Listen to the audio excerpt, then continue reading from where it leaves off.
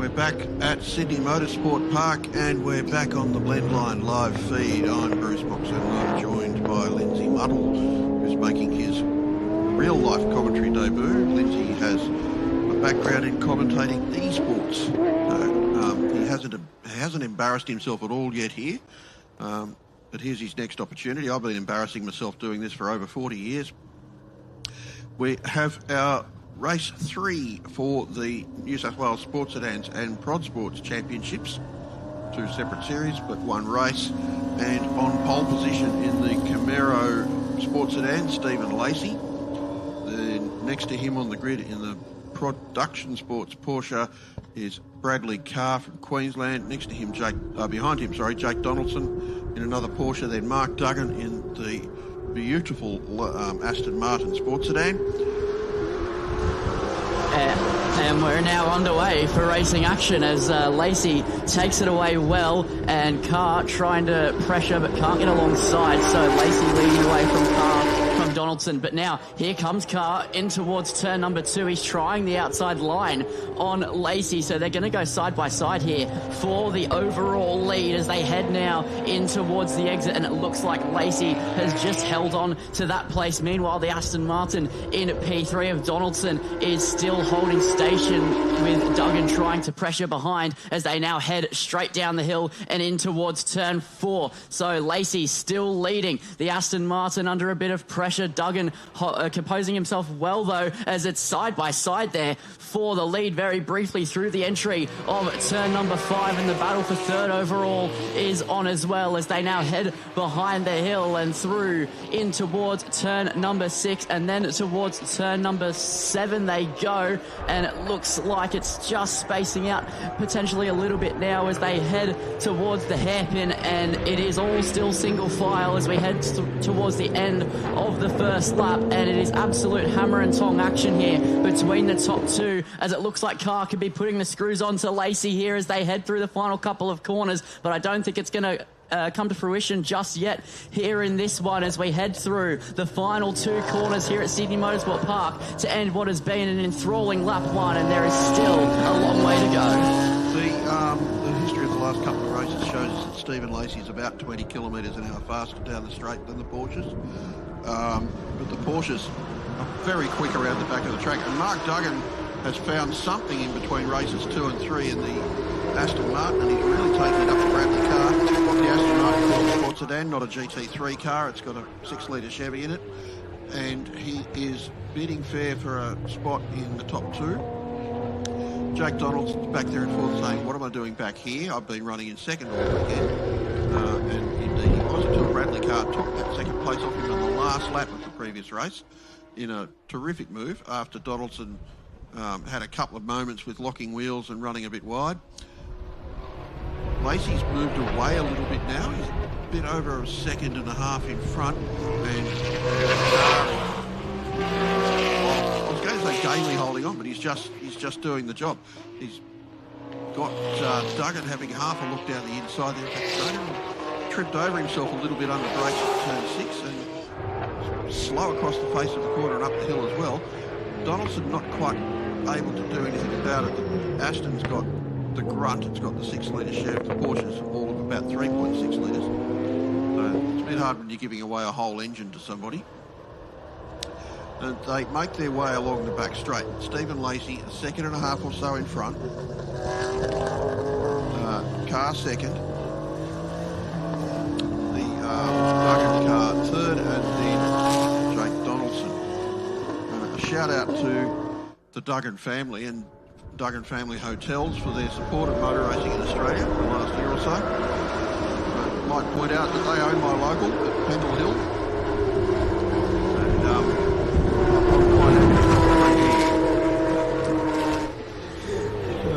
Trying to get the free beer here. 100%. From the commentary box. Well, no, I don't want it here. I want it down there, but you're trying to get a shout out here from much shorter walk home from the pub. Still racing action continues, but Lacey has absolutely booked it up the road. 2.1 seconds now to the next car, but from Bradley Carr, Duggan and Donaldson, they are still fairly close together, or within a 3-second window of one another as this race goes deeper and deeper in. They'll probably space out a bit, but it should all close back up as we saw in the hour production race earlier. It all separated out a bit and then it all condensed towards the end. I think we're going to see a similar theme here. Well, Lacey hasn't been able to build a huge lead over his pursuers. His pursuers in the first couple of races were always Joe Donaldson. Brad Carr doesn't seem to be quite as able to stay in touch. But then Donaldson he's lost some speed between races 2 and 3. He was able to stay pretty much with Stephen Lacey straight in the earlier races, and now he's back there. I won't say he's languishing, he's just going slowly, but he's lost something in between races. Yeah, it does happen sometimes, and maybe it's not losing something, but the competition catching up and finding something themselves as well. That could be another factor. So that is always something to consider, and maybe the pace will come to him as he comes further into this race. And at the moment, the gap between Carr and Duggan only 0.4 of a second, so Aston Martin really putting the screws to the Porsche here, and I think this battle will continue on for quite some time here. Still 11 minutes to go in this one, and it is looking like there's no signs of slowing down. No, we're not slowing down yet. Gee, that Aston Martin looks great. It does. I'm a very big fan of Aston Martins. I can take or leave the road car, but they're just jagging. But as a sport today, it looks magic, particularly in profile.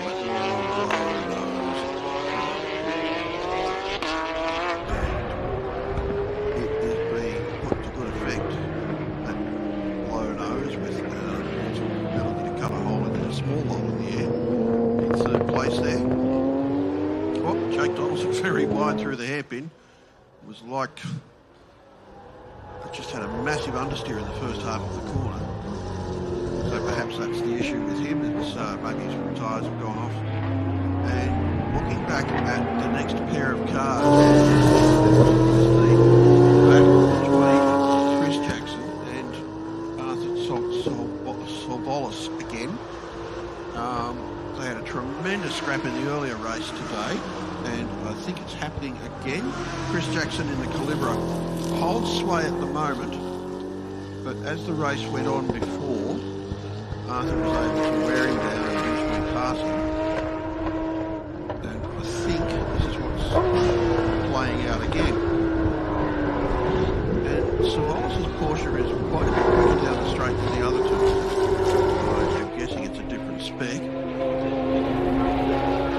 Yeah, potentially. That's usually the case when you have such a big deficit, and it looks like he's quicker in a straight line than the car in front of him as well. So Jackson definitely has a little bit of defensive work to do here as they battle hammer and tong here through turn 3, and then now they're making their way down the hill towards turn 4. It's just all about keeping the car in check and making sure you're not sliding or understeering too far off anywhere. And these two at the moment absolutely flying, but just not quite on the lead pack, but they're definitely in a good battle of their own right here. As further up the front, it looks like that lead gap between the top two, it looks like it's potentially diminishing a bit. It's still quite significant, but it does look like Carr is slightly closing in on Lacey.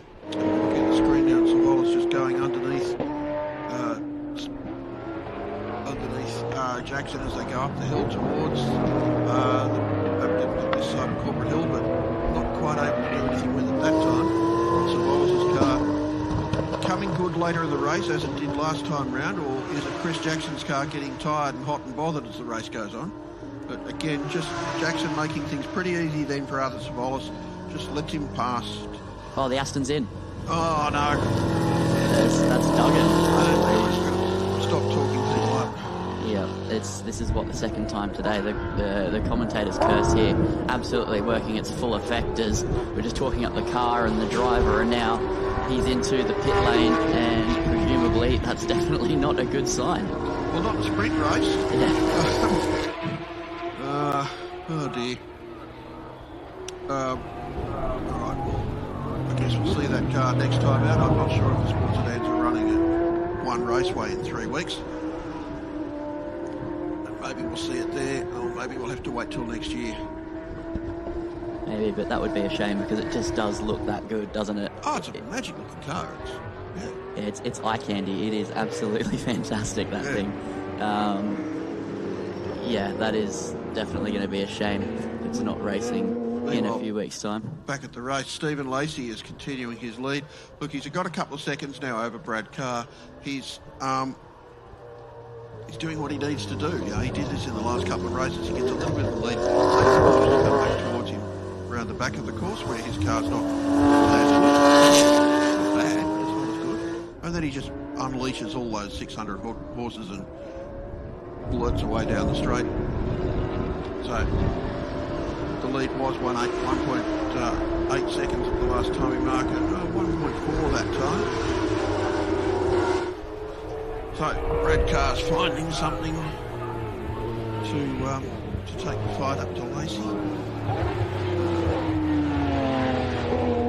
Maybe a game of identifying weaknesses in the car in front of him and then just utilising that and pushing a little bit harder through those sections where maybe he was being conservative earlier on in the race and now he's going, okay, that's where they're weak, that's where I need to capitalise, and maybe that could be the story of the time gain, or it could just be getting into rhythm and just entering that sort of flow state that drivers tend to do when they're in a race, whether it be 15 minutes, 20 minutes like this one. It is just all about finding rhythm and then finding pace, and it looks like that is exactly what Carr is doing at the moment, closing in on Lacey. That gap though still sitting about 1.4 seconds as they're heading through and in towards the downhill section as they head through turn 7. This is where the Porsche seems to be just that bit quicker, and through the hairpin as well, the Porsche just a little bit more agile, and we see the time gain through the hairpin, but you never quite know unless you're the driver in the cockpit. You don't know exactly what you're doing. We can only speculate.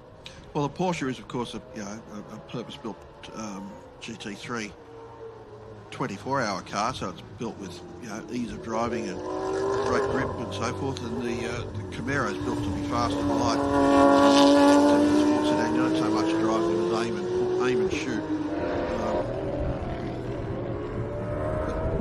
So the different strengths and weaknesses make for interesting racing. Still, the speed difference is still there, and it's still to the advantage of Steve Lacey, and he's using it well. You might argue it's a bit squirrely under brakes there just at the turning point. Looked like the back of the car was trying to be in front of the car. He might be turning the brake bias a little bit to the front now and trying to make it a bit easier on his nervous system. Yeah, maybe, as it just looks like, look at that gap. Carr is just getting so close. It's definitely under a second now, but then through the back stretch, the Porsche will probably lose a bit of time due to just a bit less horsepower than Lacey's car. And Lacey is definitely putting the screws up, but I think that Carr has just found something here. Yeah, I think you're right. I'd say more than a little bit of horsepower difference. The Porsche's probably got about 400. But they're right on each other. Donaldson again, very wide in the hairpin. But Carr giving Lacey a pretty rough old time now as they go through the more technical part of the track there along the back straight into the right, left, the top of the hill. But then again, Lacey just fires the car down the straight, pulling gears. Hitting the top gear as he goes past the start finish line. Quick break down to fifth. Sequential box. Down towards turn 2. Yeah, and then that's where the Porsche takes advantage again. We saw it on the opening lap of the race, and we saw Carr try the outside line, but then once it got to getting the foot to the floor, the power of that Chev just absolutely kicked in, and then he started to pull away, did Lacey, but it looks like Carr is finding the right places now as they actually have a little bit of traffic here potentially to work with as well. So this could make this gap ever so closer, as if it wasn't already close enough, as they are meeting a little bit of traffic, and that gap is so close as they now head behind the hill here. and they're heading through that sort of back hill section, and that gap's still sitting just under 1 second. And we know that we've seen Carr go for overtakes near the hairpin, and look how close he is this lap around, but he's not quite as close as last lap. But through the hairpin they go. He takes a wider line and he's getting underneath, but then this is where Lacey can put the boot to the floor and absolutely drive away with it, and then he has to manage the straight. There's 3 minutes to go in this one, and the challenge for Carr isn't going to be getting close. It is going to be trying to overtake a car with such more straight line speed than the car he's in the cockpit of. Yeah, he's got to get the passed up early in the lap and build up a gap, enough of a gap to negate the straight line speed advantage that Lacey has on the straight, and that's going to be the tricky part. So all Lacey's got to do is use all that power down the straight, and we don't want to diminish Stephen Lacey as a driver here. He's a perfectly good driver. He's done a lot of races in sports sedans, and he's won a lot of races in sports sedans, and you don't do that by being lucky or just by accident. So the differing strengths and weaknesses of these two cars are leading to very similar lap times and an engaging and enthralling race, which by right should go to Stephen Lacey, just on the basis of A, track position, and B, horsepower, but one can never know. And we have a penalty for Jake Donaldson, probably for track limits, probably at this point now we're watching on the screen. Very easy to overstep the mark there. And Savalas next in his Porsche. He's now having a very quiet drive, having disposed of Chris Jackson. We're looking a moment ago at Andrew Leithhead on the screen. Andrew driving the Mark Ford Focus and doing his usual competent job. And Rod Moynihan bringing up the tail of the field. We saw the leaders passing him a couple of laps ago. And I'm sure that Rod's car probably belongs in improved production rather than sports sedans. It looks very standard. It almost looks like you could replace it.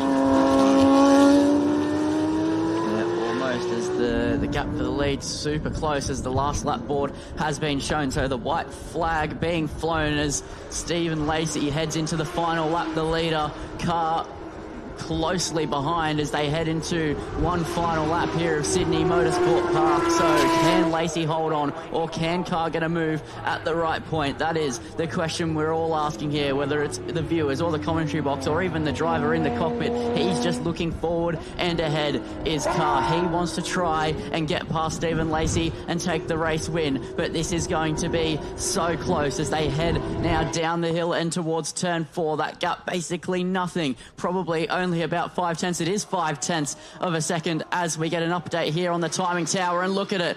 Carr is putting the screws onto Lacey, but now Lacey can get the foot down, get a bit of a gap. I think that it should go Lacey's way, but you never know, especially with turn 7 and turn 8 upcoming here as they head down through turn number 6, and now they're making their way down the hill towards turn number 7. This is going to be so close, and look at it now. Carr is right there. Is he going to make a lunge down the inside of Lacey? He is looking, but he can't get alongside. Now what about the run that we've seen so many times before? This is where Lacey gets a bit of an advantage, but this time Carr is underneath, heading in towards the final 2 corners, but it is also a long run towards the line that'll help Lacey. So heading into the final 2 corners now, Lacey ahead as they head through the braking zone, and now towards the final corner. It should be home free for Stephen Lacey as he rounds the final corner, and he is ahead, and he'll stretch the legs in a straight line, and Stephen Lacey is going to win in Sydney Motorsport Park ahead of Carr in what was such a closely contested competition for the win. And what a drive that was from Lacey. Great drive by both of them, really. A cracking race. Again, showing up the joys and the beauties of multi-class racing. Just looking now at Rod Moynihan and his almost standard, certainly standard looking, BY Commodore. BY, BZ? I can never tell. And I even own a Commodore. Looks like a BY. Okay, thanks. I might be wrong though, who knows? Yeah. So it's even got working brake lights. Yeah. It looks like, as you said, it looks like you could put plates on it. Arthur Savalas crossing the line in a very distant 4th place. Waiting now, and The next car should be Chris Jackson. His Calibra Chev has slowed substantially in the last couple of laps, so it's ailing somehow. Here he comes. Yeah, definitely not as loud as it was before. It doesn't sound... Well, he's not going as fast. Well, yeah, exactly, but that's why it doesn't... Yeah. All right. Sounds right there. Short break. We'll be back in a few minutes with our Formula cars.